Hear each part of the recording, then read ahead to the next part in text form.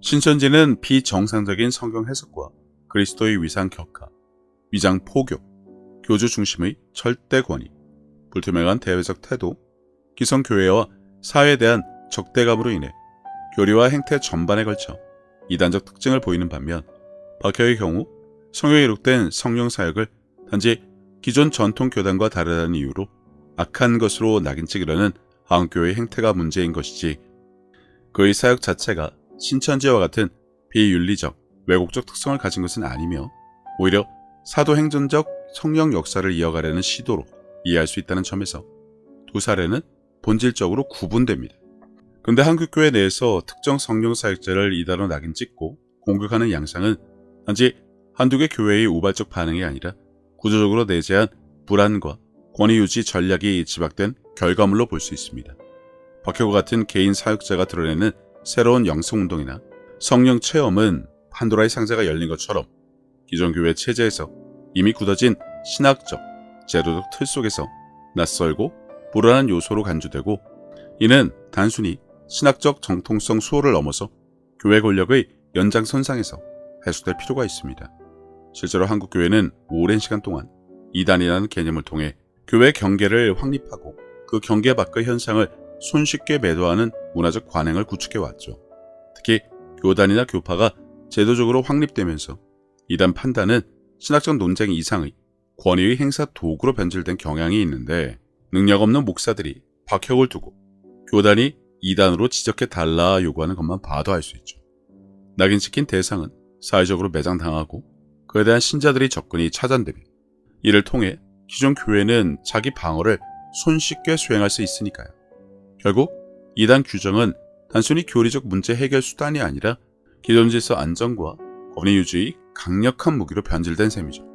문제는 이와 같은 권위의 행사 방식이 상대적으로 약한 대상에게는 강력하게 작동하지만 강고한 조직력과 대중적 인지도, 재정을 갖춘 세력에는 쉽게 적용되지 못한다는 점인데, 신천지와 같은 거대 이단 집단은 이미 교단별 대응을 넘어서는 범위를 갖고 있으며 하나의 독립된 종교 시스템으로 장착해 있어 이런 대형 이단에 맞서려면 단순히 이단 선포나 몇 장의 안내문 게시로는 부족하죠. 그래서 한국교회는 여기서 난관에 봉착하고 맙니다.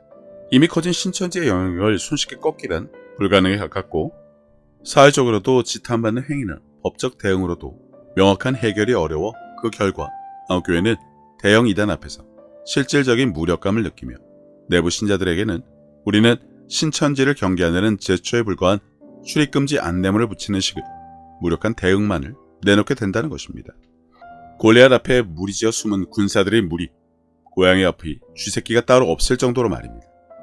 이러한 대비는 비단 전략적 계산이나 힘의 균형 문제로만 설명할 수 없습니다.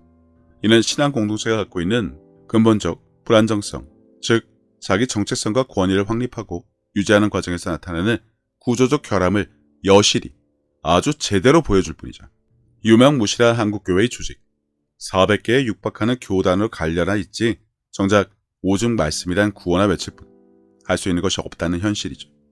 예컨대 박혁에 대해서는 이단이니 거짓 선지자니 악한 영이라느니 온갖 잡다한 딱지를 손쉽게 붙이고 외부로 몰아냄으로써 공동체 내부에 우리는 정통성 수호자라는 인식을 다시금 강조하고, 그 과정에서 지도부나 기존 기득권층은 안정된 권위자 지위를 유지하려고만 듭니다만, 대형 세력인 신천지에 대해서는 이와 같은 단선적 대응이 불가능하다는 것이죠. 이미 사회적으로도 널리 알려지고 상당수의 신도를 확보한 상태에서는 기존 교회가 내세우는 정통성이라는 기준이 사회적, 신앙적 설득력을 충분히 갖지 못하니까요. 세상의 빛과 소금은 성경에나 있지 한국교회에서 찾아볼 수 없으니까요. 아버지를 위해, 예수의 이름을 위해, 말씀을 위해 나서 싸우는 자 없는 한국교회 현실이란 것입니다. 결과적으로 한국교회는 자기 내부에서나마 강자 행세를 할 수 있는 작은 개인 사역자인 박혁에게 총공격을 퍼붓는 방식으로 존재감을 과시하고, 동시에 거대 집단 앞에서는 벙어리 냉가슴을 앓는 모순적 모습을 보이는데 구차하기 그지없습니다. 또한 이런 행태는 한국교회의 심리적 구조를 드러내는데, 교세 하락, 사회적 신뢰도 추락, 젊은 세대의 이탈 등으로 인해 교회 내부에는 불안감과 위기의식이 쌓여있는 이런 상황에서 교회는 새로운 영적 흐름이나 성령 체험이 나타날 때 이를 정통 신앙의 틀 안에서 건설적으로 수용하고 토론하기보다는 이단이라는 낙인으로 빠르고 단순하게 정리하려 듭니다. 이러한 태도는 내부의 반성이나 신학적 심화를 가로막는데, 즉 성령 사역자를 공격함으로써 표면적 안정성을 유지하려 하지만 실제로는 성경에 기록된 주님의 말씀을 그대로 실천할 수 있는 마지막 기회를 발로 차버리는 것입니다. 여기에 더해 한국교회의 이러한 이중적 태도는 결국 사회적 신뢰 하락으로 귀결되어 이미 많은 국민들이 교회에 대한 인식을 부정적으로 가지고 있는 상황에서 교회가 일관성 없이 작은 힘을 가진 개인 사역자를 집단 린치하듯 공격하고 거대 이단 세력 앞에서는 조용히 물러서는 모습은 교회는 진리를 추구하기보다 자기 보존에 급급한 집단이라는 인상을 심화시킬 뿐이죠. 달리 개독교라 부르는 것이 아니니 이를 두고 목사들이 발끈이나 하던데 부끄러운 줄 모르는 자들이 자존심이 긁히니 바라기나 할 뿐. 그래 봐야 이를 돌이킬 능력과 노력과 정성이란 찾아보기 힘듭니다. 최근에도 여신자 강간한 목사 이야기가 있던데, 교회 안에서 이런 일이 벌어지는 것도 막지 못하면서 각종 이단의 성추문에 대해서는 왜 그렇게나 발끈할까요? 한국교회가 교단 모두가 내부 목회자의 성폭행 사건에는 비교적 침묵하거나 축소하려 하고, 이단 집단의 성범죄 사건에는 혈안이 되어 비난하며 공격하는 모습은 단순한 위선이나 표리부동을 넘어 집단 심리학적, 구조적, 그리고 사회학적 요인들이 복합적으로 작용한 결과로 해석될 수 있는데, 그냥 미친 거죠. 들보 비유조차 아까운 자들이 목회를 하니 말입니다. 그렇다면 왜 이런 문제는 개선되지 않는가요? 그 배경에는 한국교회가 가진 구조적 특성과 문화적 요인이 자리하는데, 한국교회는 다수 교단들이 경쟁 구도를 이루고 있으며 이단 문제나 성령 문제에 대한 신학적 논의는 수면 위로 올라올 때마다 감정적이고 파편화된 대립 양상을 보이기 일쑤라 그렇습니다. 그들은 교회에 와서 세상 사는 방법을 배우라는 헛소리는 하지만 전혀 전문적이지 않고, 게다가 신학적, 제도적 비판 능력이 성숙하지 않아 애시당초 건설적 대화의 장이 마련되지 않다 보니 결국 이단 논쟁은 정서적 선동과 권위주의적 강압으로 흐르고 말 뿐이죠. 이러한 상황에서 한국교회는 박혁 같은 개인 성령 사역자를 탄압함으로써 자신의 정통성 수호 이미지를 공고히 하고자 하는 유혹에 쉽게 빠집니다. 궁여지책인데 비굴하고 모양 빠지는 것, 생각할 겨를조차 없고 머리도 없고 생각도 없고 전문성도 없습니다.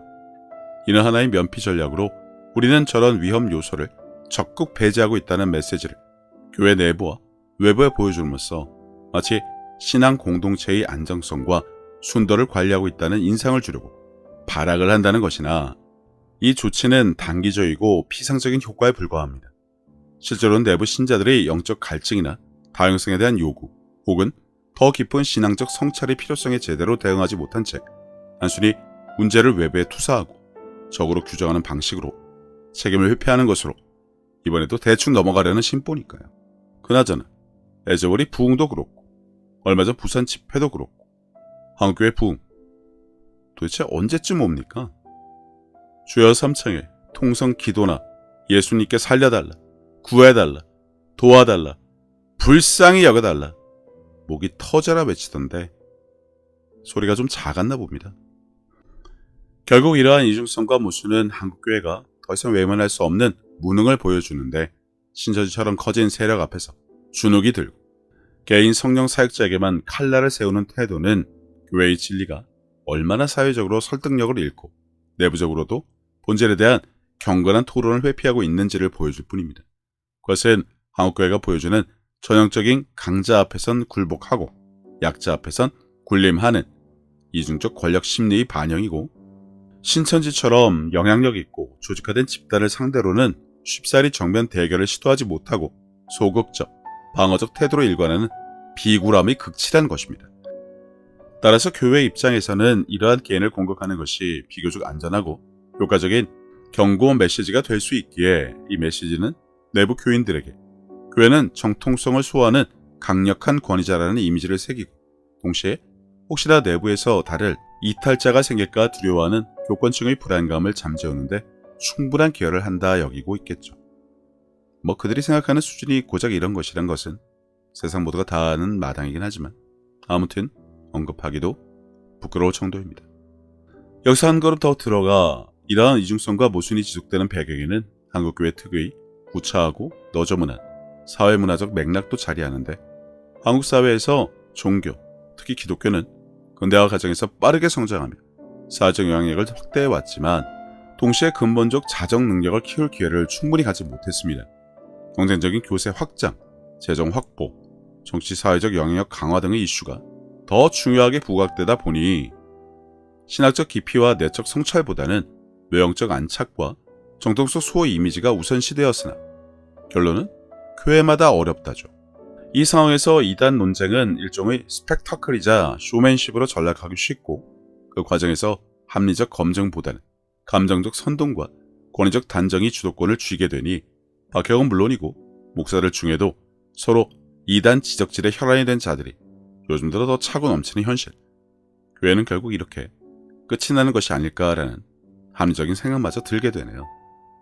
마무리를 해보자면 한국교회가 박혁같은 성령사역자를 이단으로 몰고 가며 주작과 선동을 일삼으며 단합하는 반면, 신천지와 같은 거대 이단 집단에 대해서는 소극적이고 비굴한 태도를 보이는 현상, 교회 내부에 깊이 자리한 신앙의 본질보다는 권위와 기득권 유지에 몰두하는 태도, 이단 낙인을 통한 손쉬운 문제 해결, 영적 다양성에 대한 두려움과 무지, 나아가 사회적 신뢰 상실까지 이어지는 복잡한 양상을 낳는다는 것입니다. 구덕이 무서워 장 못 담근다, 빈대 잡으려다 초가상간에 불을 지른다, 호미로 막을 것을 가래로 막는다 등 여러 가지 말이 생각나는데, 지금 목사 성추행에, 횡령에, 교단 자리 차지에, 교회 건물 세습까지 하도 일을 저질러 수습도 안 되는 마당에 박혁까지 등장을 하고, 신천지는 날로 세력을 키우니 죽을 맛이겠지만 어쩔 수 없죠. 성경에는 스스로 속이지 말라, 하님은 만홀이 여김을 받지 아니하시나니 사람이 무엇으로 심든지 그대로 거두리라를 보면 한국교회가 뿌린 온갖 씨앗, 이제 그 열매가 맺혀 먹게 되었는데 감당이나 할까 싶을 뿐입니다.